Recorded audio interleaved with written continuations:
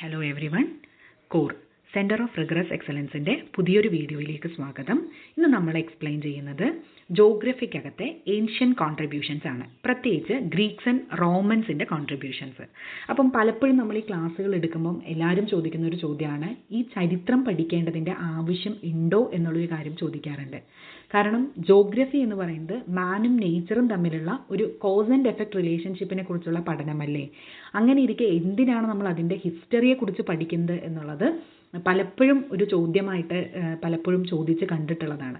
Okay, അപ്പം geography എന്ന് പറയുന്നത് ഒരു മാൻ ആൻഡ് നേച്ചർ റിലേഷൻഷിപ്പിൻ്റെ കോസ് ആൻഡ് എഫക്റ്റിനെ കുറിച്ചുള്ളൊരു പഠനം എന്നുള്ളതിലുപരി ജോഗ്രഫിയെ നമുക്കൊരു സ്റ്റോറി ആയിട്ട് കൺസിഡർ ചെയ്യാം. Okay, geography is the story of the earth where things are, why they are there and how they shape human life എന്നുള്ളതാണ്. ഓക്കെ, അപ്പം ജോഗ്രഫി ഡിസ്കസ് ചെയ്യുന്നത് ഈ ഒരു പർട്ടിക്കുലർ ആയിട്ടുള്ള ഇത്തരം ഫീച്ചേഴ്സ്, ഫിനോമിനാസ് എങ്ങനെയാണ് അവിടെ വന്നത്, എങ്ങനെയാണത് ഹ്യൂമൻ ലൈഫിനെ ഷേപ്പ് ചെയ്തത് തുടങ്ങിയ കാര്യങ്ങളെക്കുറിച്ചാണ് ജോഗ്രഫി പഠിക്കുന്നത്.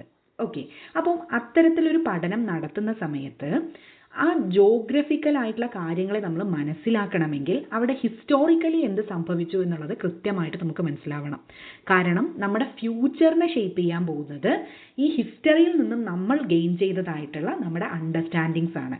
ഓക്കെ, അപ്പം ജോഗ്രഫിയിൽ നമുക്കൊരു ഫർദർ ആയിട്ടുള്ളൊരു ഡെവലപ്മെൻറ്റ് ഉണ്ടാവണമെങ്കിൽ ആ ജോഗ്രഫി എങ്ങനെയാണ് ഇന്ന് കാണുന്ന തരത്തിൽ ഒരു ശാസ്ത്രീയമായിട്ടുള്ള സബ്ജക്റ്റായിട്ട് മാറിയത് എന്നുള്ളതിനെക്കുറിച്ചുള്ള പഠനം വളരെ ഇമ്പോർട്ടൻ്റ് ആയിട്ടുള്ള കാര്യമാണ്. ഓക്കെ, അപ്പോൾ അങ്ങനെയാണെങ്കിൽ നമുക്ക് ജോഗ്രഫിയുടെ ഹിസ്റ്റോറിക്കൽ ഡെവലപ്മെൻറ്റിനെ മൂന്നായിട്ട് ക്ലാസിഫൈ ചെയ്യാം. ഓക്കെ, ക്രോണോളജിക്കലി നമുക്കതിനെ മൂന്നായിട്ട് ക്ലാസിഫൈ ചെയ്യാം. ഒന്ന് ancient period, medieval period, modern period. Ancient പീരീഡിനകത്ത് വരുന്നത് ഗ്രീക്സ്, റോമൻസ്, ഇന്ത്യൻ ആൻഡ് ചൈനീസിൻ്റെ കോൺട്രിബ്യൂഷനും, മിഡീവൽ പീരീഡിനകത്ത് വരുന്നത് ഡാർക്ക് ഏജ്, അത് കഴിഞ്ഞതിന് ശേഷം അറബ് സ്കൂൾ ഓഫ് തോട്ട് വരുന്നു, ദെൻ ഏജ് ഓഫ് ഡിസ്കവറി വരുന്നു. മോഡേൺ പീരീഡിനകത്ത് വരുന്നത് ജർമ്മൻ, ഫ്രഞ്ച്, അമേരിക്കൻ, അതുപോലെ തന്നെ British and Soviet school of thoughts ഒക്കെയാണ് മോഡേൺ പീരീഡിനകത്ത് വരുന്നത്. ഇന്നത്തെ ക്ലാസ്സിൽ നമ്മൾ ഡിസ്കസ് ചെയ്യുന്നത് ഗ്രീക്ക് ജോഗ്രഫേഴ്സിനെ കുറിച്ചും അതുപോലെ തന്നെ നമ്മുടെ റോമൻ ജോഗ്രഫേഴ്സിനെ കുറിച്ചുമാണ്. അപ്പോൾ ഏൻഷ്യൻ ഗ്രീക്ക് ജോഗ്രഫേഴ്സ് എന്ന് പറയുമ്പം ഈ സ്ക്രീനിൽ കാണിച്ചിട്ടുള്ള പോലെ ഇത്രയും ജോഗ്രഫേഴ്സ് ഉണ്ട്. അപ്പോൾ ഇവരൊക്കെ യഥാർത്ഥത്തിൽ ജോഗ്രഫേഴ്സ് തന്നെയാണോ എന്ന് ചോദിച്ചു കഴിഞ്ഞാൽ അത് വളരെ കോൺട്രവേഴ്ഷ്യൽ ആയിട്ടുള്ളൊരു ചോദ്യമായിട്ട് മാറും. അപ്പം ഇവരൊക്കെ തന്നെ ഫിലോസഫി അതുപോലെ തന്നെ പല മേഖലകളിൽ നിന്നും ഉള്ള ആളുകളാണ്. അവരുടെ റൈറ്റിങ്സിൽ നമുക്ക് ഐഡൻറ്റിഫൈ ചെയ്യാൻ കഴിയുന്ന ജോഗ്രഫിയെ എടുത്തുകൊണ്ടാണ് നമ്മൾ എന്ത് ചെയ്തിട്ടുള്ളത്, ഏൻഷ്യൻ ഗ്രീക്ക് ജോഗ്രഫേഴ്സിൻ്റെ ഒരു ലിസ്റ്റ് തയ്യാറാക്കിയിട്ടുള്ളത്. അപ്പോൾ Homer, Thales, Anaximander, Pythagoras, Hecataeus, Herodotus, Hippocrates, Plato, Eudoxus, Aristotle, Theophrastus, Pytheas, Eratosthenes, Polybius, Hipparchus and Posidonius ആണ് പ്രധാനപ്പെട്ട ഗ്രീക്ക് ജോഗ്രഫേഴ്സ്. ഓക്കെ, പല കോമ്പറ്റേറ്റീവ് എക്സാമുകളിലും ഇതിൻ്റെ ഒരു ക്രൊണോളജിക്കൽ ഓർഡർ കൃത്യമായിട്ട് ചോദിക്കാറുണ്ട്. ഓക്കെ, അപ്പം ഇത് പഠിക്കുന്ന സമയത്ത് ഇതിൻ്റെ ക്രൊണോളജിക്കലി പഠിക്കുക എന്നുള്ളത് വളരെ ഇമ്പോർട്ടൻ്റ് ആയിട്ടുള്ള ഒരു കാര്യമാണ്. അപ്പോൾ ആദ്യമായിട്ട് നമ്മൾ ഡിസ്കസ് ചെയ്യുന്നത് ഹോമറിനെ കുറിച്ചാണ്. ഹോമർ എന്ന് പറയുന്ന സമയത്ത് ഇദ്ദേഹം വളരെ വെൽ നോൺ ആയിട്ടുള്ളൊരു ഗ്രീക്ക് ജോഗ്രഫറാണ്. അതായത് ഇദ്ദേഹം ഒരു ഗ്രീക്ക് പോയറ്റാണ് എന്ന് വേണമെങ്കിൽ കൂടി നമുക്ക് പറയാം. ഹോമറിനെ കുറിച്ച് പറയുന്ന സമയത്ത് പ്രധാനമായിട്ടും നമുക്ക് ഓർമ്മ വരുന്ന രണ്ട് പുസ്തകങ്ങളാണ് ഇല്യാഡ് ആൻഡ് ഒഡീസി എന്ന് പറയുന്ന പുസ്തകങ്ങൾ. ഓക്കെ, അപ്പോൾ ഇത് യഥാർത്ഥത്തിൽ ഒരു ആ സമയത്ത് അറിയാവുന്ന ഒരു വേൾഡിനെ കുറിച്ചുള്ള ജോഗ്രഫിക്കൽ എക്സ്പ്ലനേഷൻസ് കാണാൻ കഴിയുന്ന ഒരു പുസ്തകങ്ങളാണ് ഇല്യാഡ് ആൻഡ് ഒഡീസി എന്ന് പറയുന്നത്. ഓക്കെ, ദെൻ ഹോമറിൻ്റെ ഒരു കോൺട്രിബ്യൂഷൻസിൽ ഏറ്റവും ഇമ്പോർട്ടൻ്റ് ആയിട്ടുള്ളത് അദ്ദേഹം ഐഡൻറ്റിഫൈ ചെയ്തിട്ടുള്ള 4 പ്രധാനപ്പെട്ട വിൻഡുകളാണ്. ഓക്കെ, അപ്പം ബോറസ്, യൂറസ്, നോട്ടസ് ആൻഡ് സെഫിറസ് എന്ന് പറയുന്ന 4 വിൻഡുകളെയാണ് അദ്ദേഹം ഐഡൻറ്റിഫൈ ചെയ്തിട്ടുള്ളത്. അപ്പോൾ ബോറസ് എന്ന് വെച്ച് കഴിഞ്ഞാൽ നോർത്തേൺ സൈഡിൽ നിന്നും വീശുന്നതായ വിൻഡാണ്. ഇത് വളരെ കോൾഡ് ആയിട്ടുള്ളൊരു വിൻഡാണ്. ക്ലിയർ സ്കൈ ഉള്ള സമയങ്ങളിലാണ് ഈ വിൻഡ് നമ്മൾ ഐഡൻറ്റിഫൈ ചെയ്തിട്ടുള്ളത്. യൂറസ് എന്ന് വെച്ച് കഴിഞ്ഞാൽ ഈസ്റ്റേൺ സൈഡിൽ നിന്നുമുള്ള വാം ആൻഡ് ജെന്റിൽ ആയിട്ടുള്ളൊരു വിൻഡാണ്. നോട്ടസ് എന്ന് വെച്ച് കഴിഞ്ഞാൽ സദേൺ സൈഡിൽ നിന്നുമുള്ള വെറ്റ് ആൻഡ് വയലൻ്റ് ആയിട്ടുള്ളൊരു വിൻഡാണ്. ദെൻ സെഫിറസ് എന്ന് വെച്ച് കഴിഞ്ഞാൽ സ്ട്രോങ് വാം വിൻഡാണ്. വെസ്റ്റേൺ സൈഡിൽ നിന്നുള്ള വളരെ സ്ട്രോങ് ആയിട്ടുള്ള വാം വിൻഡാണ് സെഫിറസ് എന്ന് പറയുന്നത്. ഓക്കെ, അപ്പം ഈ ഒരു വിൻഡും അതിൻ്റെ ക്യാരക്ടറിസ്റ്റിക്സും വളരെ ഇമ്പോർട്ടൻ്റ് ആയിട്ടുള്ള ഒരു കോൺട്രിബ്യൂഷനാണ്. രണ്ടാമതായിട്ട് വരുന്ന വ്യക്തിയാണ് തെയിൽസ് ഓഫ് മിലീറ്റസ്. ഇദ്ദേഹം വളരെ സെവറൽ ആയിട്ടുള്ള ഒരു ജോമെട്രിക്കൽ തിയറീസ് ഒക്കെ എക്സ്പ്ലെയിൻ ചെയ്തൊരു വ്യക്തിയാണ്. ഇന്നത്തെ ഒരു തുർക്കിയുടെ ഭാഗമാണ് ഈ മിലീറ്റസ് എന്ന് പറയുന്നത്. ഓക്കെ, ഇപ്പോൾ പ്രസന്റ് ഡേ മോഡേൺ തുർക്കിയാണ് നമ്മൾ മിലീറ്റസ് എന്ന് വിളിച്ചിരുന്നത്. അപ്പോൾ ആ മിലീറ്റസിൽ താമസിച്ചിരുന്നത് കൊണ്ടാണ് ടെയിൽസ് ഓഫ് മിലീറ്റസ് എന്ന പേരിൽ ഇദ്ദേഹം അറിയപ്പെടുന്നത്. ഓക്കെ, അപ്പോൾ ഇദ്ദേഹം ഒരുപാട് ജോമെട്രി റിലേറ്റഡ് ആയിട്ടുള്ള അല്ലെങ്കിൽ മാത്തമാറ്റിക്സ് റിലേറ്റഡ് ആയിട്ടുള്ള ഒരുപാട് കോൺട്രിബ്യൂഷൻസ് നൽകുന്നത് കൊണ്ട് തന്നെ ഇദ്ദേഹത്തെ ഫൗണ്ടർ ഓഫ് മാത്തമാറ്റിക്കൽ ജോഗ്രഫി എന്നുകൂടി നമ്മൾ വിളിക്കാറുണ്ട്. ഓക്കെ, അപ്പോൾ അനാക്സിമേൻഡറിനെയും ടെയിൽസ് ഓഫ് മിലാറ്റേസിനെയുമാണ് ഫൗണ്ടർ ഓഫ് മാത്തമാറ്റിക്കൽ ജോഗ്രഫി എന്ന് വിളിക്കുന്നത്. അപ്പോൾ ഇദ്ദേഹത്തെ സംബന്ധിച്ച് എർത്ത് എന്ന് പറയുന്നത് ഒരു ഡിസ്ക് ആണ്. ഓക്കെ, ഒരു വെള്ളത്തിൽ ഫ്ലോട്ട് ചെയ്യുന്ന ഒരു ഡിസ്ക് ആയിട്ടാണ് അദ്ദേഹം എർത്തിനെ കൺസിഡർ ചെയ്തിരുന്നത്. ഇദ്ദേഹം എഴുതിയ പ്രധാനപ്പെട്ട 2 പുസ്തകങ്ങളാണ് on the solstice and on the equinox എന്ന് പറയുന്ന 2 പുസ്തകങ്ങൾ. ഓക്കെ, അപ്പം ഇദ്ദേഹത്തെ സംബന്ധിച്ച് എർത്ത് നമ്മൾ പറഞ്ഞു ഒരു ഡിസ്ക് ഷേപ്പ്ഡ് ആയിട്ടുള്ള വാട്ടറിൽ ഫ്ലോട്ട് ചെയ്യുന്ന ഒരു ഡിസ്ക് ആണ് എർത്ത് എന്ന് പറയുന്നത് ടെയിൽസ് ഓഫ് മിലീറ്റസിനെ സംബന്ധിച്ച്. ദെൻ അദ്ദേഹം ബിലീവ് ചെയ്ത വേറൊരു കാര്യം എന്താണെന്ന് വെച്ച് കഴിഞ്ഞാൽ ഈ എൻറ്റയർ ആയിട്ടുള്ള യൂണിവേഴ്സും ഒരു സിംഗിൾ സബ്സ്റ്റൻസ് കൊണ്ട് ക്രിയേറ്റ് ചെയ്യപ്പെട്ടതാണ്. ആ സിംഗിൾ സബ്സ്റ്റൻസ് എന്ന് പറയുന്നത് വാട്ടർ ആണ് എന്നാണ് അദ്ദേഹം വിശ്വസിച്ചിരുന്നത്. അപ്പോൾ ഈ വാട്ടറിനെ ബേസ് ചെയ്തിട്ടുള്ള ഈ ഒരു കോസ്മോളജിയെ ഹൈലോസോയിസം എന്നും വിളിച്ചിരുന്നു. ഓക്കെ, അപ്പോൾ ഇതിൽ നമ്മൾ പ്രധാനമായിട്ടും നോട്ട് ചെയ്യേണ്ട കാര്യം ഫാദർ ഓഫ് അല്ലെങ്കിൽ ഫൗണ്ടർ ഓഫ് മാത്തമാറ്റിക്കൽ ജോഗ്രഫി എന്നറിയപ്പെട്ടത് ടെയിൽസ് ഓഫ് മിലീറ്റസ് ആണ്. ദെൻ അടുത്ത വ്യക്തിയാണ് അനാക്സിമേൻഡർ. അനാക്സിമേൻഡർ എന്ന് പറയുമ്പം ഇദ്ദേഹത്തെ ഫൗണ്ടർ ഓഫ് ആസ്ട്രോണമി ആയിട്ട് നമ്മൾ കൺസിഡർ ചെയ്യാറുണ്ട്. ഫാദർ ഓഫ് കോസ്മോളജി ആണ്. അതുപോലെ തന്നെ വേൾഡ് മാപ്പ് ആദ്യമായിട്ട് ഒരു സ്കെയിലിൻ്റെ അടിസ്ഥാനത്തിൽ പ്രിപ്പയർ ചെയ്ത വ്യക്തി അനാക്സിമേൻഡർ ആണ്. ഓക്കെ, അപ്പോൾ ഇദ്ദേഹത്തിന് മുന്നേ സുമേറിയൻസ് ഒരു പിക്ടോറിയൽ മാപ്പുകളൊക്കെ തയ്യാറാക്കി വെച്ചിരുന്നു. ഏകദേശം 2700 BC സമയത്ത് സുമേറിയൻസ് പിക്ടോറിയൽ മാപ്സുകൾ പ്രിപ്പയർ ചെയ്ത് വെച്ചിരുന്നു. അതിനെ ഒരു സ്കെയിലിൻ്റെ അടിസ്ഥാനത്തിൽ ട്രാൻസ്ഫർ ചെയ്യുന്ന ആരാണ്? അനാക്സിമേൻഡർ ആണ്. അപ്പോൾ ഇദ്ദേഹത്തിൻ്റെ മാപ്പിൻ്റെ പ്രത്യേകത എന്താണെന്ന് വെച്ച് കഴിഞ്ഞാൽ യൂറോപ്പിനെയാണ് അദ്ദേഹം വേൾഡിൻ്റെ സെൻറ്ററായിട്ട് കാണിച്ചിരുന്നത്. ഓക്കെ, അപ്പോൾ ഈ മാപ്പ് എന്ന് പറയുന്നത് ഒരു സർക്യുലർ ആയിട്ടുള്ള എല്ലാ സൈഡും ഓഷ്യൻ വാട്ടർ കവർ ചെയ്യുന്നതായിട്ടുള്ള ഒരു മാപ്പാണ് അദ്ദേഹം പ്രിപ്പയർ ചെയ്തത്.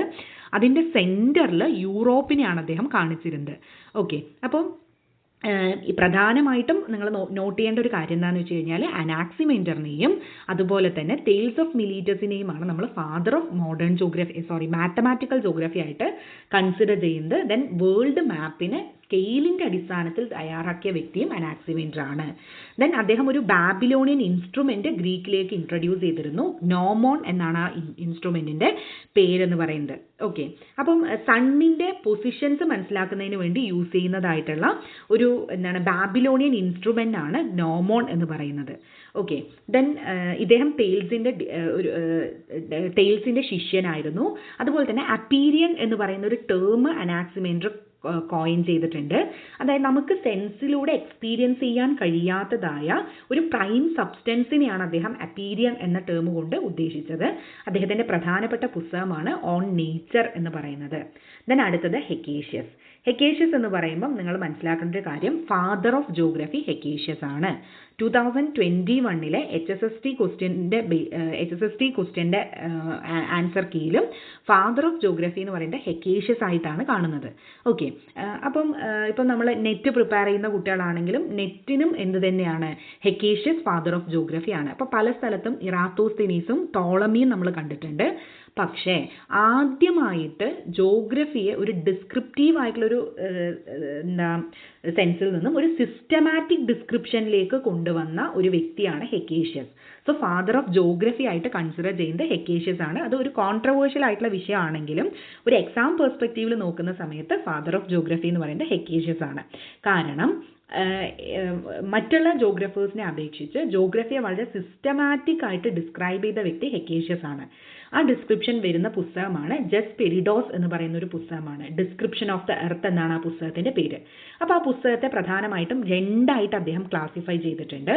പാർട്ട് 1 യൂറോപ്പിനെ സംബന്ധിച്ചുള്ള കാര്യങ്ങളും പാർട്ട് 2 ലിബിയയെ സംബന്ധിച്ചുള്ള കാര്യങ്ങളുമാണ്. ലിബിയ എന്ന് പറയുമ്പോൾ നമ്മൾ ആഫ്രിക്കൻ ഏഷ്യ കൂടിച്ചേരുന്ന ഭാഗത്തെയാണ് ലിബിയ എന്ന് വിളിച്ചിരുന്നത്. ലിബിയയുടെ ഭാഗങ്ങളെക്കുറിച്ചുമാണ് അതിനകത്ത് അദ്ദേഹം എക്സ്പ്ലെയിൻ ചെയ്യുന്നത്. ദെൻ വേൾഡിൻ്റെ ഒരു സർവേ സംബന്ധിക്കുന്ന ഒരു പുസ്തകം അദ്ദേഹം എഴുതിയിട്ടുണ്ട്. ആ പുസ്തകത്തിൻ്റെ പേരാണ് പെരിപ്ലസ്. കോസ്റ്റൽ സർവേ എന്നുള്ളതാണ് ആ പുസ്തകത്തിൻ്റെ പേര്. ഓക്കെ, ദെൻ പിന്നീട് ഹെക്കേഷ്യസിൻ്റെ വളരെ പ്രധാനപ്പെട്ട ഒരു പുസ്തകം വരുന്നത് ജിനിയോളജിയ എന്ന് പറയുന്ന ഒരു പുസ്തകമാണ്.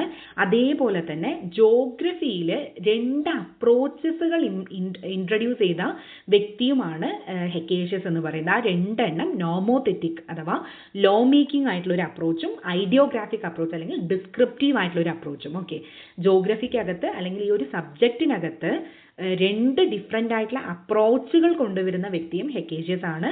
ഒന്ന് നോമോതെറ്റിക്, അതായത് ലോ മേക്കിംഗ് ആയിട്ടുള്ള ഒരു അപ്രോച്ചും ഐഡിയോഗ്രാഫിക് അപ്രോച്ച് എന്ന് പറയുമ്പോൾ ഡിസ്ക്രിപ്റ്റീവ് ആയിട്ടുള്ള ഒരു അപ്രോച്ചും ആണ്. ദെൻ അടുത്ത വ്യക്തിയാണ് ഹെറഡോട്ടസ്. ഹെറഡോട്ടസ് എന്ന് പറയുമ്പോൾ നമ്മൾക്കറിയാം അദ്ദേഹം ഫാദർ ഓഫ് ഹിസ്റ്ററി എന്നറിയപ്പെടുന്നത് ഹെറോഡോട്ടസ് ആണ്.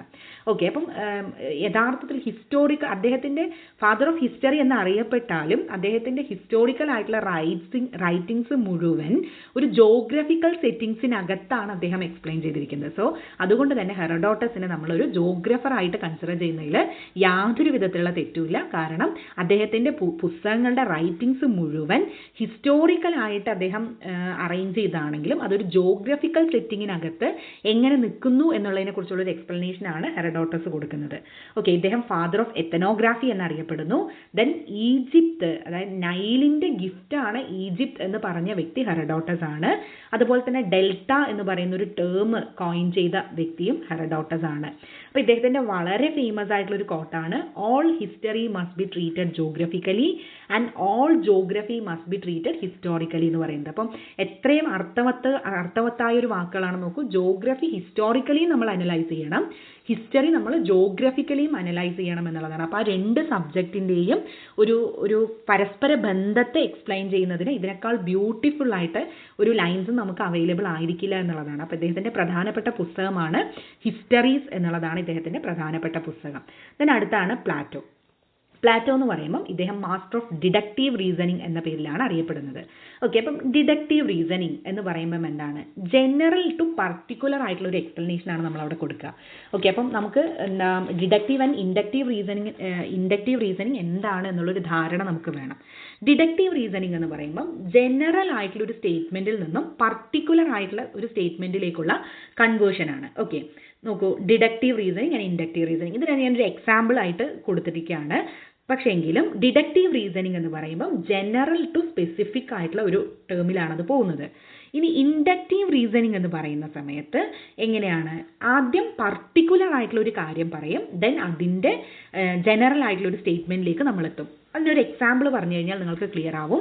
ഡിഡക്റ്റീവ് റീസണിങ് അല്ലേ, ഇപ്പം ഇക്വേറ്ററിൻ്റെ അടുത്തുള്ള സ്ഥലങ്ങളിൽ ഹൈ സോളാർ റേഡിയേഷൻ ഉണ്ട് എന്ന് പറയുന്ന ഒരു സ്റ്റേറ്റ്മെൻ്റ് ആണ്. ഓക്കെ, ഇതൊരു തിയറിയാണ്. ഇനി നമ്മൾ ഒബ്സർവേഷനിലേക്ക് കിടക്കുകയാണ്. അതായത് കേരളം ഇക്വേറ്ററിൻ്റെ അടുത്താണ്, അതുകൊണ്ട് കേരളത്തിലും എന്ത് കിട്ടുന്നുണ്ട്? ഹൈ സോളാർ റേഡിയേഷൻ റിസീവ് ചെയ്യുന്നുണ്ട് എന്ന് പറഞ്ഞു കഴിഞ്ഞാൽ അത് ഡിഡക്റ്റീവ് റീസണിങ് ആണ്. കാരണം ആദ്യം പറയുന്നത് ഇക്വേറ്ററിന് അടുത്തുള്ള എല്ലാ സ്ഥലത്തും ഹൈ സോളാർ റേഡിയേഷൻ ആണ് എന്ന് പറയുമ്പം അതൊരു തിയറിയാണ്. ഓക്കെ, ഒരു ജനറൽ ആയിട്ടുള്ള സ്റ്റേറ്റ്മെൻ്റ് ആണ്. ദെൻ അതിൽ നിന്നും കേരളം എന്ന് പറയുന്ന പർട്ടിക്കുലർ ആയിട്ടുള്ള ഒരു സ്ഥലത്തിലേക്ക് എത്തുന്നു. ഓക്കെ, ഇക്വേറ്റർ എന്ന് പറയുന്ന ജനറൽ ആയിട്ടുള്ള ഒരു സ്റ്റേറ്റിൽ നിന്നും കേരളം എന്ന് പറയുന്ന ഒരു പർട്ടിക്കുലർ പ്ലേസിലേക്ക് എത്തുന്നതിനെയാണ് ഡിഡക്റ്റീവ് റീസണിങ് എന്തുകൊണ്ട് അർത്ഥമാക്കുന്നത്. ഇനി ഇൻഡക്റ്റീവ് റീസണിങ് ഉണ്ട്. അപ്പോൾ ഇൻഡക്റ്റീവ് റീസണിങ് എന്താണ്? ഇപ്പം ഞാൻ പറയാണ്, കേരളത്തിൽ ഹെവി റെയിൻഫോൾ കാരണം ഫ്ലഡ് അനുഭവപ്പെടുന്നു എന്ന് പറയുന്നു. Okay, heavy rainfall causes floods in Kerala എന്നൊരു സ്റ്റേറ്റ്മെൻറ്റ് ഞാൻ പറയുന്നു. ദെൻ അതേപോലെ പറയുന്നു heavy rainfall causes floods in Assam എന്ന് ഞാൻ പറയുന്നു. Heavy rainfall causes floods in Bihar എന്ന് പറയുന്നു. ഓക്കെ, അപ്പോൾ ഇതൊക്കെ പർട്ടിക്കുലർ ആയിട്ടുള്ള ഒരു ഒബ്സർവേഷനാണ് എൻ്റെ. ഓക്കെ, പർട്ടിക്കുലർ ആയ ഒരു ഒബ്സർവേഷൻസ് ആണ്. ഈ പർട്ടിക്കുലർ ആയിട്ടുള്ള ഒബ്സർവേഷൻസിൽ നിന്നും ജനറൽ ആയിട്ടുള്ള ഒരു ഒബ്സർവേഷനിലേക്ക് ഞാൻ എത്തുകയാണ്. സോ എന്താണ്? ഒരുപാട് മഴ പെയ്തു കഴിഞ്ഞാൽ therefore heavy rainfall leads to floods എന്ന് പറയുന്ന ഒരു സ്റ്റേറ്റ്മെൻറ്റിലേക്ക് ഞാൻ എത്തുന്നു. ഓക്കെ, ഒബ്സർവേഷനിൽ നിന്നും ഒരു തിയറിയിലേക്ക് ഞാൻ എത്തുന്നു. ഒരു പർട്ടിക്കുലർ ആയിട്ടുള്ള സ്റ്റേറ്റ്മെൻറ്റിൽ നിന്നും അസം, കേരള, ബീഹാർ എന്ന് പറയുന്ന പർട്ടിക്കുലർ ആയിട്ടുള്ള ഒരു സ്റ്റേറ്റ്മെൻറ്റിൽ നിന്നും ജനറൽ ആയിട്ടുള്ള ഒരു സ്റ്റേറ്റ്മെൻറ്റിലേക്കാണ് ഞാൻ വരുന്നത്. എന്താണ്? ഹെവി റെയിൻഫോൾ വന്നു കഴിഞ്ഞാൽ പ്രളയം വരും എന്ന് പറയുന്ന ഒരു ജനറൽ സ്റ്റേറ്റ്മെൻറ്റിലേക്ക് ഞാൻ വരുന്നു. ഇതാണ് inductive reasoning. So deductive reasoning reasoning എന്ന് വെച്ച് കഴിഞ്ഞാൽ ജനറൽ ടു പർട്ടിക്കുലർ ആണ്. ഇൻഡക്റ്റീവ് റീസണിംഗ് എന്ന് വെച്ച് കഴിഞ്ഞാൽ പർട്ടിക്കുലർ ടു ജനറൽ ആണ്. ഓക്കെ, ദെൻ ആദ്യമായിട്ട് എർത്ത് എന്ന് പറയുന്ന ഒരു റൗണ്ട് ഷേപ്പ്ഡ് ആണ് എന്ന് പറയുന്ന ഒരു കോൺസെപ്റ്റ് അക്സെപ്റ്റ് ചെയ്യുന്ന വ്യക്തി കൂടിയാണ് പ്ലാറ്റോ എന്ന് പറയുന്ന വ്യക്തി. ഓക്കെ, ദെൻ അതുപോലെ തന്നെ സെൻറ്റർ ഓഫ് ദി യൂണിവേഴ്സ് എന്ന് പറയുന്നത് ഓക്കെ എർത്താണ് എന്ന് പറയുന്നത്, അതായത് എർത്ത് ലൊക്കേറ്റ് ചെയ്തിരിക്കുന്നത് സെൻറ്റർ ഓഫ് ദ യൂണിവേഴ്സ് ആണ് എന്നും ബാക്കിയുള്ള സെലസ്റ്റിയൽ ബോഡീസ് ഈ എർത്തിന് ചുറ്റുമാണ്, സർക്യുലർ മോഷനിലാണ് എന്നും അഭിപ്രായപ്പെടുന്ന വ്യക്തിയും പ്ലാറ്റോയാണ്. ഇദ്ദേഹത്തിൻ്റെ പ്രധാനപ്പെട്ട പുസ്തകമാണ് റിപ്പബ്ലിക് എന്ന് പറയുന്നത്. ഓക്കെ, അപ്പം ഡിഡക്റ്റീവ് ആൻഡ് ഇൻഡക്റ്റീവ് റീസണിങ് എന്താണ് എന്നുള്ളൊരു ചെറിയൊരു ഇമേജ് ഞാൻ കൊടുത്തിട്ടുണ്ട്. അത് തന്നെ നിങ്ങൾക്ക് ക്ലിയർ ആയിട്ടുണ്ടാവുമെന്ന് വിചാരിക്കുന്നു. ഓക്കെ, അടുത്ത വ്യക്തിയാണ് അരിസ്റ്റോട്ടിൽ. അരിസ്റ്റോട്ടിൽ എന്ന് പറയുമ്പം ആദ്യം നമ്മൾ ഓർക്കേണ്ടത് ടെലിയോളജിക്കൽ കോൺസെപ്റ്റ് ആണ്. Okay, father of teleological concept എന്നറിയപ്പെടുന്നത് അരിസ്റ്റോട്ടിലാണ്. അപ്പോൾ എന്താണ് ഈ ടെലിയോളജിക്കൽ കോൺസെപ്റ്റ്? അതായത് ഒരു തിങ്ങിനെ അല്ലെങ്കിൽ ഒരു സാധനത്തെ അതിൻ്റെ പർപ്പസിൻ്റെ അടിസ്ഥാനത്തിൽ എക്സ്പ്ലെയിൻ ചെയ്യുന്നതായ ഒരു കോൺസെപ്റ്റാണ് ടെലിയോളജിക്കൽ കോൺസെപ്റ്റ് എന്ന് പറയുന്നത്. ഓക്കെ, അപ്പം എന്ത് നടക്കുകയാണെങ്കിലും അതിനൊരു നാച്ചുറൽ ആയിട്ടുള്ള ഒരു കാരണം ഉണ്ടാവും. Everything happens four A reason എന്നുള്ളതാണ് ഈ ഒരു കോൺസെപ്റ്റിൻ്റെ ബേസ് എന്ന് പറയുന്നത്. അരിസ്റ്റോട്ടിൽ അതിനെ വിശ്വസിച്ചിരുന്ന ഒരു വ്യക്തിയാണ്. നാച്ചറിൻ്റെ ഒരു പർപ്പസിനെ വിശ്വസിച്ചിരുന്ന വ്യക്തി. അപ്പം ഒരു റിവർ ഫ്ലോ ചെയ്യുന്നത് ഓഷനിൽ ചേരാൻ വേണ്ടിയാണ്. ഓക്കെ, അപ്പോൾ അതിൻ്റെ പർപ്പസിനെയാണ് ബേസ് ചെയ്തിട്ടാണ് നമ്മൾ പറയുന്നത്. അപ്പം explain things based on their പർപ്പസിനെയാണ് നമ്മൾ ടെലിയോളജിക്കൽ കോൺസെപ്റ്റ് എന്ന് വിളിക്കുന്നത്. ഫാദർ ഓഫ് ടെലിയോളജിക്കൽ കോൺസെപ്റ്റ് അരിസ്റ്റോട്ടിലാണ്. ദെൻ ഫാദർ ഓഫ് സയൻസ് എന്നറിയപ്പെടുന്നതും ഇദ്ദേഹം തന്നെയാണ്. അതുപോലെ തന്നെ എൻവയോൺമെന്റൽ ഡിറ്റർമിനിസത്തിൽ വളരെയധികം വിശ്വസിച്ചിരുന്ന ഒരു വ്യക്തി കൂടിയാണ്. അതായത് നേച്ചറാണ് പ്രീഡോമിനന്റ്, ഹ്യൂമൻ എന്ന് പറയുന്നത് അവിടെ പാസീവ് ആയിട്ടുള്ള ഒരു ഏജന്റ് ആണ് എന്ന് വിശ്വസിച്ചൊരു വ്യക്തിയാണ്. അതുകൊണ്ടാണ് ഈ ടെലിയോളജിക്കൽ കോൺസെപ്റ്റ് എന്ന് പറയുന്ന ഒരു കോൺസെപ്റ്റ് തന്നെ വരുന്നത്. കാരണം എന്താ, എല്ലാത്തിനും ഒരു പർപ്പസ് ഉണ്ട്. ആ പർപ്പസ് നിയന്ത്രിക്കുന്നത് അല്ലെങ്കിൽ പർപ്പസ് ഉണ്ടാവുന്നത് നേച്ചർ കാരണമാണ് എന്ന് പറയുന്ന ഒരു കോൺസെപ്റ്റാണ് അദ്ദേഹം എക്സ്പ്ലെയിൻ ചെയ്യുന്നത്. ആൻഡ് ഇദ്ദേഹം ഇൻഡക്റ്റീവ് റീസണിങ്ങിൻ്റെ അല്ലെങ്കിൽ ഇൻഡക്റ്റീവ് അപ്രോച്ചിനെ സപ്പോർട്ട് ചെയ്തൊരു വ്യക്തിയാണ്. 2 പ്രധാനപ്പെട്ട വർക്കുകളാണ് ഇദ്ദേഹത്തിൻ്റെതായിട്ടുള്ളത്. ഓൺ ദ ഹെവൻസും മെറ്റീരിയോളജിക്ക എന്ന് പറയുന്ന 2 പുസ്തകങ്ങളാണ് അദ്ദേഹത്തിൻ്റെതായിട്ടുള്ളത്. ദെൻ അടുത്തത് ഇറാത്തോസ്തെനീസ് ആണ്. ഇറാത്തോസ്തെനീസ് എന്ന് പറയുമ്പം ജോഗ്രഫി എന്ന് പറയുന്ന ഒരു ഗ്രീക്ക് ടേം കോയിൻ ചെയ്യുന്നത് ഇറാത്തോസ്തെനീസ് ആണ്. Okay, then father of scientific chronology എന്നറിയപ്പെടുന്നതും ഇറാത്തോസ്തെനീസ് ആണ്. കാരണം എന്താണെന്ന് വെച്ച് കഴിഞ്ഞാൽ ഇപ്പം ഒരു ഇവൻസ് നടന്നു എന്ന് വിചാരിക്കുക, അല്ലെങ്കിൽ ഒരു ഫിനോമിന ഉണ്ടായി. ഒരുപാട് ഫിനോമിനാസ് നടക്കുന്നുണ്ടെങ്കിൽ ആ ഫിനോമിനാസിനെ ടൈമിൻ്റെ അടിസ്ഥാനത്തിൽ വളരെ സിസ്റ്റമാറ്റിക് ആയിട്ട് എവിഡൻസ് ബേസ്ഡ് ആയിട്ട് അറേഞ്ച് ചെയ്തൊരു വ്യക്തിയാണ് ഇറാത്തോസ്തെനീസ്. സോ അതുകൊണ്ടാണ് നമ്മൾ അദ്ദേഹത്തിനെ ഫാദർ ഓഫ് സയൻറ്റിഫിക് ക്രോണോളജി എന്തുകൊണ്ട് അർത്ഥമാക്കുന്നത്. ദെൻ ഫാദർ ഓഫ് ജിയോഡസി എന്ന പേരിൽ അറിയപ്പെടുന്നത് ഇദ്ദേഹമാണ്. അലക്സാൻഡ്രിയൻ ലൈബ്രറിയിലെ ചീഫ് ലൈബ്രറിയൻ ആയിരുന്നു ഇറാത്തോസ്തെനീസ്.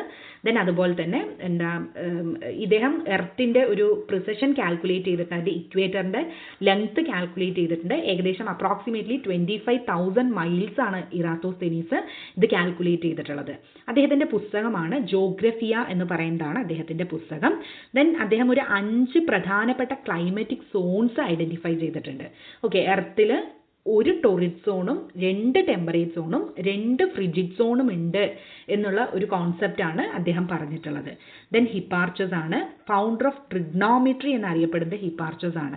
ദെൻ ഇദ്ദേഹം ഇക്വിനോസസിൻ്റെ ഒരു പ്രിസഷൻ ഐഡൻറ്റിഫൈ ചെയ്തിട്ടുണ്ട്. പ്രിസഷൻ മീൻ ഈ ഇക്വിനോസസിന് ഗ്രാജ്വലി വളരെ സ്ലോ ആയിട്ടുള്ള ഒരു ചേഞ്ച് ഉണ്ടാവും. അതിൻ്റെ പൊസിഷനിൽ ചേഞ്ചസ് ഉണ്ടാവും. ആ പൊസിഷൻ്റെ ചേഞ്ചസ് ആദ്യമായിട്ട് ഐഡൻറ്റിഫൈ ചെയ്തത് ഹിപ്പാർച്ചസ് ആണ്. ഓക്കെ, ദെൻ അതേപോലെ തന്നെ അദ്ദേഹം ബാബിലോണിയയിൽ വളരെയധികം സുലഭമായിരുന്ന ഒരു സിസ്റ്റം, സർക്കിൾസിനെ 360 ഡിഗ്രി ആയിട്ട് ക്ലാസിഫൈ ചെയ്യുന്ന, അതേപോലെ തന്നെ ഓരോ ഡിഗ്രിയെയും 60 മിനിറ്റ്സ് ആയിട്ട് ക്ലാസിഫൈ ചെയ്യുന്ന ഒരു സിസ്റ്റം അഡോപ്റ്റ് ചെയ്തതും ഹിപ്പാർച്ചസ് ആണ്. ആൻഡ് ആദ്യമായിട്ട് ലാറ്റിറ്റ്യൂഡ് ആൻഡ് ലോഞ്ചിറ്റ്യൂഡിനെ ഒരു കോർഡിനേറ്റ് സിസ്റ്റം ആയിട്ട് അവതരിപ്പിച്ചത് ഹിപ്പാർച്ചസ് ആണ്. അദ്ദേഹം ആസ്ട്രോലാബ് എന്ന് പറയുന്ന ഒരു ഇൻസ്ട്രുമെന്റ് ഇൻവെന്റ് ചെയ്തിട്ടുണ്ട്. അതേപോലെ തന്നെ മാപ്പ് പ്രൊജക്ഷനകത്ത് stereographic and orthographic projections use ചെയ്ത വ്യക്തിയും ഹിപ്പാർച്ചസ് ആണ്. ജോഗ്രഫിക്കൽ ഫ്രാഗ്മെന്റ്സ് ആണ് ഇദ്ദേഹത്തിൻ്റെ പ്രധാനപ്പെട്ട പുസ്തകം. ദെൻ പിന്നീട് ഗ്രീക്കിൽ വരുന്ന 2 പ്രധാനപ്പെട്ട ജോഗ്രഫേഴ്സ് ആണ് ഹിപ്പോക്രാറ്റ്സ് ആൻഡ് പോസിഡോണിയസ് എന്ന് പറയുന്ന 2 വ്യക്തികൾ. ഹിപ്പോക്രാറ്റ്സിൻ്റെ പുസ്തകത്തിൻ്റെ പേരാണ് on air water and places എന്ന് പറയുന്നത്. പോസിഡോണിയസിൻ്റെ പുസ്തകമാണ് ദ ഓഷ്യൻ എന്ന് പറയുന്ന പുസ്തകം. അപ്പോൾ ഇത്രയുമാണ് ഗ്രീക്ക് ജോഗ്രഫേഴ്സ്. ദെൻ അടുത്തത് നമ്മൾ റോമൻ ജോഗ്രഫേഴ്സ് ആണ്. റോമൻ ജോഗ്രഫേഴ്സിൽ സ്ട്രാബോ, ടോളമി, സൊളീനിയസ് ആൻഡ് പോംപോണിയസ് മേള എന്ന് പറയുന്ന 4 വ്യക്തികളാണുള്ളത്. അതിൽ Strabo father of regional geography എന്ന പേരിൽ അറിയപ്പെടുന്നു. അതുപോലെ തന്നെ വേൾഡിനെ നാച്ചുറൽ ബൗണ്ടറീസിൻ്റെ അടിസ്ഥാനത്തിൽ ക്ലാസിഫൈ ചെയ്തതും സ്ട്രാബോയാണ്. ദെൻ ജോഗ്രഫി ഒരു കോറോളജിക്കൽ സയൻസ് ആണ് എന്ന് ഡിക്ലെയർ ചെയ്യുന്നത് സ്ട്രാബോയാണ്. ഓക്കെ, കോറോളജിക്കൽ സയൻസ് എന്ന് വെച്ച് കഴിഞ്ഞാൽ അതായത് കോറോളജിക്കൽ തിങ്കിങ് ആദ്യമായിട്ട് സ്റ്റാർട്ട് ചെയ്തത് സ്ട്രാബോയാണ്. പക്ഷെ ആ ടേം കോയിൻ ചെയ്തത് ഹെറ്റ്നറാണ്. ഓക്കെ, അപ്പം കോറോളജി എന്ന് പറയുന്ന ഒരു കോൺസെപ്റ്റ് ഒരു റീജിയൻസിനെ സ്പെസിഫൈ ചെയ്തുകൊണ്ട് ഫോക്കസ് ചെയ്തുകൊണ്ടുള്ള കോറോളജിക്കൽ സയൻസിന് ആദ്യം അതിൻ്റെ ഒരു പ്രിക്കേഴ്സർ എന്ന് പറയുന്നത് സ്ട്രാബോ ആയിരുന്നു. പക്ഷെ ആ ടേം ആദ്യമായിട്ട് കോയിൻ ചെയ്യുന്നത് ഹെറ്റ്നറാണ്. ഇദ്ദേഹത്തിൻ്റെ പ്രധാനപ്പെട്ട പുസ്തകമാണ് ഹിസ്റ്റോറിക്കൽ മെമ്മയർ എന്ന് പറയുന്നത്. 43 വോള്യമാണ് ആ പുസ്തകത്തിനുള്ളത്. ഓക്കെ, ദെൻ അദ്ദേഹത്തിൻ്റെ പ്രധാനപ്പെട്ട മറ്റൊരു വർക്കാണ് ജോഗ്രഫിക്ക എന്ന് പറയുന്നത്. ഇതിനകത്ത് 17 വോള്യംസാണ് ഉള്ളത്. 2 വോള്യംസിനകത്ത് ഇൻട്രൊഡക്ഷൻ ആണ്, 8 വോള്യംസ് യൂറോപ്പിനെ സംബന്ധിക്കുന്നതാണ്, 6 വോള്യംസ് ഏഷ്യയെക്കുറിച്ചുള്ള കാര്യങ്ങളും അവസാനത്തെ 1 വോള്യം ആഫ്രിക്കയെക്കുറിച്ചുള്ളതുമാണ്. ഓക്കെ, അപ്പം ഇദ്ദേഹത്തെ സംബന്ധിച്ച് എർത്ത് എന്ന് പറയുന്നത് സ്ഫിരിക്കൽ ഷേപ്പ്ഡ് ആണ്. ദെൻ അതുപോലെ തന്നെ കാസ്പിയൻ സീ എന്ന് പറയുന്നത് ഒരു ഇൻലാൻഡ് സീ ആയിരുന്നുവെന്നും നോർത്തേൺ ഓഷ്യനുമായിട്ട് അത് കണക്റ്റഡ് ആണ് എന്നും എക്സ്പ്ലെയിൻ ചെയ്തതും ഇദ്ദേഹമാണ്. ഓക്കെ, ദെൻ അടുത്തത് ടോളമി എന്ന് പറയുന്ന സമയത്ത് മാത്തമാറ്റിക്കൽ ജോഗ്രഫിയിൽ വളരെ സൗണ്ട് ആയിട്ടുള്ള കുറേ പ്രിൻസിപ്പിൾസ് കോൺട്രിബ്യൂട്ട് ചെയ്ത വ്യക്തിയാണ് ടോളമി എന്ന് പറയുന്ന വ്യക്തി. ആൻഡ് ഇദ്ദേഹം പ്രധാനമായിട്ടും മാപ്പ് മേക്കിങ്ങുമായിട്ട് റിലേറ്റ് ചെയ്ത് നിൽക്കുന്ന വ്യക്തിയാണ്. ആൻഡ് ഇദ്ദേഹത്തെ സംബന്ധിച്ച് എർത്ത് എന്ന് പറയുന്നത് സ്ഫിരിക്കലാണ്. അപ്പം പ്രധാനപ്പെട്ട 3 വർക്കുകളാണ് ഇദ്ദേഹത്തിനുള്ളത്. ഒന്ന് സിൻടാക്സ് അല്ലെങ്കിൽ അൽമാഗസ്റ്റ് എന്ന പേരിൽ അറിയപ്പെടുന്നു. അതിന് 13 വോള്യംസ് ആണ് ഉണ്ടായിരുന്നത്. ദെൻ അടുത്തത് മാപ്പ് പ്രൊജക്ഷൻസുമായിട്ട് റിലേറ്റ് ചെയ്ത് വരുന്ന ഗൈഡ് ടു ജോഗ്രഫി എന്ന് പറയുന്ന ഒരു കോൺസെപ്റ്റ് ആണ്. 8 വോള്യംസ് ആണുള്ളത്. ദെൻ മൂന്നാമത്തെ ഒരു വർക്കാണ് ടെട്രാ ബൈബിളസ് എന്ന് പറയുന്ന ഒരു വർക്ക്. ഓക്കെ, അതുപോലെ തന്നെ ഇദ്ദേഹം കോൺട്രിബ്യൂട്ട് ചെയ്ത പ്രധാനപ്പെട്ട ഒരു കോൺസെപ്റ്റ് ആണ് ടെറ ഓസ്ട്രേലിയസ് ഇൻകോഗ്നിറ്റ എന്ന് പറയുന്നത്. അതായത് ഇന്ത്യൻ ഓഷ്യൻ എന്ന് പറയുന്നത് ഒരു ക്ലോസ്ഡ് സീ ആണ് എന്നൊരു കോൺസെപ്റ്റ് ആണ് ഇതുകൊണ്ട് അദ്ദേഹം എക്സ്പ്ലെയിൻ ചെയ്യാൻ ഉദ്ദേശിക്കുന്നത്. ദെൻ ആദ്യമായിട്ട് ബേ ഓഫ് ബംഗാളിനെ ഗാൻജറ്റിക് ഗൾഫ് എന്ന പേരിൽ പ്ലോട്ട് ചെയ്തതും ഇദ്ദേഹമാണ് എന്നുള്ളതാണ്. ദെൻ സൊളീനിയസ് ആണ് ജോഗ്രഫിയെക്കുറിച്ച് വേൾഡിനെ കുറിച്ച് വളരെ കൃത്യമായൊരു ജോഗ്രഫിക്കൽ നോളേജ് തരുന്നൊരു വ്യക്തിയാണ് സൊളീനിയസ്. ആൻഡ് ഇദ്ദേഹത്തിൻ്റെ പ്രധാനപ്പെട്ട പുസ്തകമാണ് കളക്റ്റീവ് റെയറം മെമ്മറബിളിയം എന്ന് പറയുന്ന പുസ്തകം. ദെൻ അടുത്ത് പോംപോണിയസ് മേള. ഇദ്ദേഹമാണ് റോമൻ ജോഗ്രഫിയിലെ വളരെ ലാസ്റ്റ് ആയിട്ടുള്ളൊരു ഹിസ്റ്റോറിയൻ ആൻഡ് ജോഗ്രഫർ എന്ന് പറയുന്നത്. ഇദ്ദേഹത്തിൻ്റെ പ്രധാനപ്പെട്ട പുസ്തകമാണ് കോറോഗ്രഫി ആൻഡ് കോസ്മോഗ്രാഫി എന്ന് പറയുന്നൊരു പുസ്തകം. ഓക്കെ, ദെൻ ഇദ്ദേഹം വേൾഡിനെ 5 പ്രധാനപ്പെട്ട മാക്രോ റീജിയൻസ് ആയിട്ട് ക്ലാസിഫൈ ചെയ്തിട്ടുണ്ട്. അതേപോലെ തന്നെ നോർത്തേൺ ടെമ്പറേറ്റ് റീജിയൻസിനെ കുറിച്ചും എക്സ്പ്ലെയിൻ ചെയ്തതും പോംപോണിയസ് മേളയാണ്. ഓക്കെ, ദെൻ അടുത്തതായിട്ട് നമ്മൾ ചെയ്തിട്ടുള്ളത് ജോഗ്രഫിയിലെ പ്രധാനപ്പെട്ട ഫീൽഡിൻ്റെ ഫാദേഴ്സ് ലിസ്റ്റ് ഔട്ട് ചെയ്ത് വെച്ചിട്ടുണ്ട്. ഫാദർ ഓഫ് ജോഗ്രഫി ഹെക്കേഷ്യസ് ആണ്. Father of teleological concept Aristotle ആണ്. Father of mathematical geography Thales and Anaximander. Father of scientific chronology and geodesy Eratosthenes ആണ്. Father of historical geography Homer ആണ്. Okay, then father of medicinal geography Hippocrates ആണ്. Father of ethnography and history Herodotus ആണ്. Founder of trigonometry എന്ന് പറയുന്നത് Hipparchus ആണ്. Father of regional geography സ്ട്രാബോയാണ്. Father of electoral geography Andre Siegfried ആണ്. Father of cartography Ptolemy and അനാക്സിമേൻഡർ ആണ്. Father of physical geography Posidonius and Humboldt ആണ്. Okay, father of political geography എന്നറിയപ്പെടുന്നത് Ratzel ആണ്. Father of human geography റാറ്റ്സലിനെയും Paul Vidal de la ബ്ലാഷിനെയും നമ്മൾ consider ചെയ്യുന്നുണ്ട്. Okay, father of population geography Trewartha. Father of cultural geography Carl Sauer ആണ്. Father of economic geography George Chisholm. Father of geopolitics Karl Haushofer ആണ്. Father of welfare geography David Smith ആണ്. Father of settlement geography CA ഡോക്സൈഡ് ആണ്. Okay, അപ്പോൾ നമ്മൾ ഇത്രയും നേരം explain ചെയ്തത് Greeks and റോമൻസിൻ്റെ ഒരു ജോഗ്രഫേഴ്സ് ആണ്. അപ്പോൾ ഗ്രീക്സ് എന്ന് വെച്ച് കഴിഞ്ഞാൽ കുറച്ചുകൂടെ തിയററ്റിക്കൽ ആയിട്ടുള്ള കാര്യങ്ങളിലാണ് അവർ കോൺട്രിബ്യൂട്ട് ചെയ്തിട്ടുള്ളത്. അവരുടെ പ്രധാനപ്പെട്ട ഫോക്കസ് എർത്ത് ക്ലൈമറ്റ് ആൻഡ് മെഷർമെൻറ്റ്സിലാണ്. ദെൻ സയൻറ്റിഫിക് റീസണിങ് ആണ് ഇവർ ഉപയോഗിച്ച മെത്തേഡ്. ഇവരുടെ മാപ്പുകളൊക്കെ കോൺസെപ്ച്വലാണ്. ഇനി റോമൻസ് ആണെങ്കിൽ കുറച്ചുകൂടെ പ്രാക്ടിക്കലാണ്. അവർ അഡ്മിനിസ്ട്രേഷൻ ആൻഡ് ട്രാവൽ മേഖലകളിലാണ് കൂടുതലായിട്ട് ഫോക്കസ് ചെയ്തിട്ടുള്ളത്. അവർ ഇംപീരിക്കൽ മെത്തേഡാണ് യൂസ് ചെയ്തിട്ടുള്ളത്. അവരുടെ മാപ്പ് എന്ന് പറയുമ്പോൾ കുറച്ചുകൂടെ ഫങ്ഷണലാണ്. ഓക്കെ, അപ്പം ഇതാണ് ഗ്രീക്സ് ആൻഡ് റോമൻസിൻ്റെ കോൺട്രിബ്യൂഷൻ എന്ന് പറയുന്നത്. അപ്പോൾ ഇതുമായി ബന്ധപ്പെട്ട് എന്തെങ്കിലും സംശയങ്ങളുണ്ടെങ്കിൽ നിങ്ങൾക്ക് കമൻറ്റ് ചെയ്യാം, വാട്സപ്പ് മെസ്സേജ് ചെയ്യാം. അപ്പം കൂടുതൽ വീഡിയോയ്ക്ക് വേണ്ടിയിട്ട് കൂടുതൽ ടോപ്പിക്കുകളും വീഡിയോയ്ക്കും വേണ്ടിയിട്ട് ഈ ഒരു ചാനൽ നിങ്ങൾ സബ്സ്ക്രൈബ് ചെയ്യുക.